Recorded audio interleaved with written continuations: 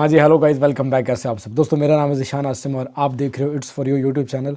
आज की इस वीडियो में आप लोगों के साथ जर्मनी की एक बहुत बड़ी न्यूज़ शेयर करनी है। बहुत बड़ी खबर आई है, ब्रेकिंग न्यूज़ है ये जर्मनी से कि जर्मनी ने सिटीजनशिप का जो लॉ है अपना, शहरियत देने का जो कानून है वो आसान कर दिया, मज़ीद आसान कर दिया। और जर्मनी में अगर आप शहरियत हासिल करना चाहते हो, जर्मन सिटीजनशिप हासिल करना चाहते हो, तो उसके लिए आपको 3 साल या 5 साल के स्टे के बाद आपको इजाज़त होगी कि आप जर्मनी की सिटीजनशिप आप अप्लाई कर सको या जर्मन पासपोर्ट आप अप्लाई कर सको। जर्मनी का जो लाइफ स्टाइल है ये दुनिया के बेहतरीन लाइफ स्टाइल्स में आता है और जर्मन सिटीजनशिप हासिल करना पहले बहुत मुश्किल होता था, लेकिन अब 26 जून 2024 से नया कानून इम्प्लीमेंट हो जाएगा और इस नए कानून के तहत आप लोग 3 साल के स्टे के बाद या 5 साल के स्टे के बाद आप जर्मनी में सिटीजनशिप हासिल कर सकते हैं। अब कौन से लोग हैं जो 3 साल के बाद अप्लाई कर सकते हैं और वो कौन से लोग हैं जो कि 5 साल के बाद अप्लाई करेंगे?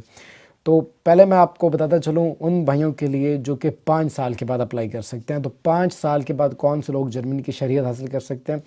इसमें नंबर 1 पे आ जाता है जो रिक्वायरमेंट क्राइटेरिया, उसमें यह कि आप पिछले 5 साल से लीगल स्टे के ऊपर जर्मनी में मौजूद हो। यानी कि आपका पिछले 5 साल का लीगल स्टे होना चाहिए जर्मनी के अंदर। मतलब कि अगर आप असाइलम के ऊपर हो तो फिर भी आपका असाइलम अप्रूव हुए 5 साल हो चुके हों। तो ये तो होगी पहली शर्त। दूसरी शर्त यह है कि जर्मन लेबर डॉइचलैंड सर्टिफिकेट आपके पास होना चाहिए, जो कि लेबर मिनिस्ट्री आपको या आपकी कंपनी प्रोवाइड कर सकती है। थर्ड नंबर पर आपके पास डी सर्टिफिकेट होना चाहिए। चौथे नंबर पर गाइज आप सेल्फ इंडिपेंडेंट होने चाहिए, यानी कि आपके पास इतने बैंक में आपके पास ड्यूज़ हों या आपके पास इतने पैसे पड़े हों कि आप गवर्नमेंट के ऊपर डिपेंडेंट नहीं हो, आप सेल्फ इंडिपेंडेंट हो और आपके पास इतने पैसे पड़े हैं कि आप अगले 1-2 साल तक अपने उस बैंक स्टेटमेंट के बिहाफ पे आप वहाँ पे स्टे कर सकते हो, या आप ये प्रूव करवा सको कि आप गवर्नमेंट से किसी किस्म की कोई बेनिफिट नहीं ले रहे।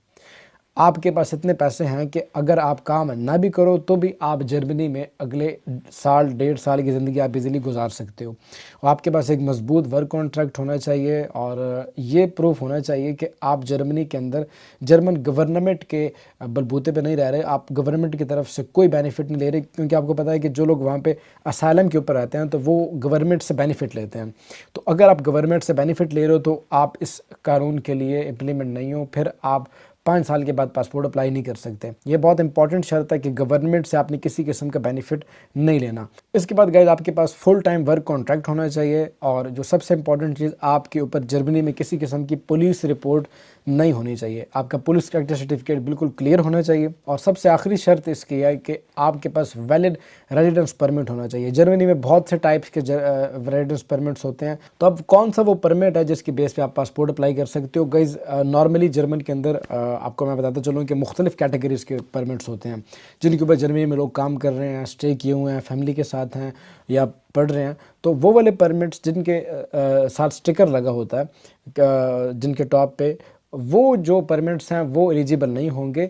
वो परमिट जो जर्मन गवर्नमेंट आपको इशू करती है काम करने के लिए, लॉन्ग टर्म परमिट्स होते हैं 2-3 साल के, उन परमिट्स के बिहाफ पे अगर आप स्टे किए हुए हो जर्मनी में और आपको 5 साल हो चुके हैं तो फिर उस परमिट के बाद आप ये पासपोर्ट अप्लाई कर सकते हो। जो बिल्कुल टेम्प्रेरी परमिट्स होते हैं जिनके ऊपर स्टिकर्स लगे होते हैं, वो वाले परमिट्स अलाउ नहीं है। परमिट आपके पास वैलिड परमिट होना चाहिए और ये परमिट आपने लेके जाना है इमिग्रेशन ऑफिस में, और वहाँ से भी आप अगर अपनी इंक्वायरी करना चाहते हो तो आप वहाँ से जाके पूछ सकते हो कि क्या मैं इस रेजिडेंस परमिट के बिहाफ पे जर्मनी में 5 साल के बाद पासपोर्ट अप्लाई कर सकता हूँ या नहीं कर सकता। तो ये गाइस इन्फॉर्मेशन उन भाइयों के लिए जो कि 5 साल के बाद जर्मनी में पासपोर्ट अप्लाई कर सकते हैं।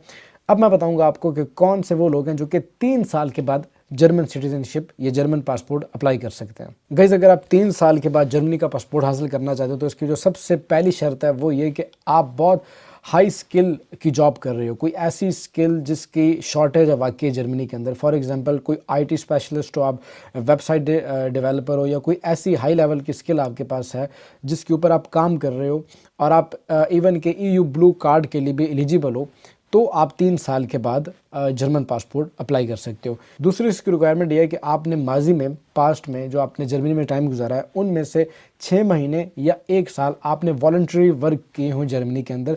वॉलंटरी वर्क वो काम होते हैं जो आप बग़ैर पैसों के या बग़ैर किसी लालच के, बग़ैर सैलरी के करते हो। तो अगर आपने जर्मनी में वॉलंटरी वर्क्स में आपने पार्टिसिपेट किया है पिछले 6 महीने या 1 साल, आप ये शो करवा सकते हो डॉक्यूमेंट्स के अंदर, तो भी आप जर्मनी का पासपोर्ट 3 साल के बाद हासिल कर सकते हो। तीसरे नंबर पर इसकी जो रिक्वायरमेंट है वो ये कि या तो आपके पास बहुत हाई स्किल की जॉब होनी चाहिए, या फिर आपके पास कोई हाई क्वालिफाइड डिप्लोमा हो, या फिर आपके पास कोई हाई क्वालिफाइड एजुकेशनल डॉक्यूमेंट्स हो, जैसे कि पीएचडी है। तो या तो आपके पास पीएचडी हो, फिर आप किसी बहुत हाई स्किल जॉब के ऊपर काम कर रहे हो, ऐसी जॉब जिसका क्राइटेरिया ईयू ब्लू कार्ड या ईयू जर्मन कार्ड से मिलता जुलता हो, और आप उसके लिए अगर एलिजिबल हो तो फिर आप जर्मनी का पासपोर्ट 3 साल के बाद आप हासिल कर सकते हो। अब गाइज़ ये जो कानून है, ये जो लॉज हैं, ये 26 जून 2024 से इम्प्लीमेंट हो जाएंगे। तो देखने में यही आता है कि जैसे ही जब कोई अच्छा कानून इम्प्लीमेंट होता है तो अप्लाई करने वाले लोगों की तादाद बहुत बढ़ जाती है।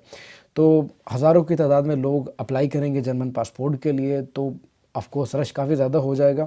और सेकंड नंबर पे ये बात कि इसका जो टाइम पीरियड होगा इस पूरे प्रोसेस का, पासपोर्ट अप्लाई करने से पासपोर्ट मिलने तक, ये बहुत लंबा भी हो सकता है। वैसे नॉर्मली 6 महीने, 8 महीने या साल का ये प्रोसेस साल तक भी चल सकता है। तो हो सकता है जब बहुत ज़्यादा लोग अप्लाई करें तो आपको वेट ज़्यादा करना पड़ सकता है इस प्रोसेस के लिए। तो ये कुछ इन्फॉर्मेशन थी जो कि आप लोगों के साथ शेयर करनी थी जर्मन पासपोर्ट के हवाले से। अगर वीडियो अच्छी लगी हो तो वीडियो को लाइक कीजिएगा। इसके अलावा अगर आपको कोई भी क्वेश्चन है या कोई चीज़ समझ नहीं आई तो आप हमारे टिकटॉक पे, मैसेंजर, इंस्टाग्राम, फेसबुक पे आप हमसे कर सकते हो। जैसे ही मेरे पास टाइम होगा मैं आपको रिस्पॉन्स करूँगा। और अगर आप मेरे साथ 1-to-1 कॉल पे बात करना चाहते हो तो इस ईमेल एड्रेस के ऊपर आपको अपॉइंटमेंट बुक करनी होगी और मैं खुद कॉल करूँगा आपको। इसी के साथ अब ज़ीशान आसिम को दीजिएगा इजाज़त। मिलते हैं इसी तरह की किसी अगली वीडियो में, तब तक के लिए टेक केयर। अल्लाह हाफ़िज़।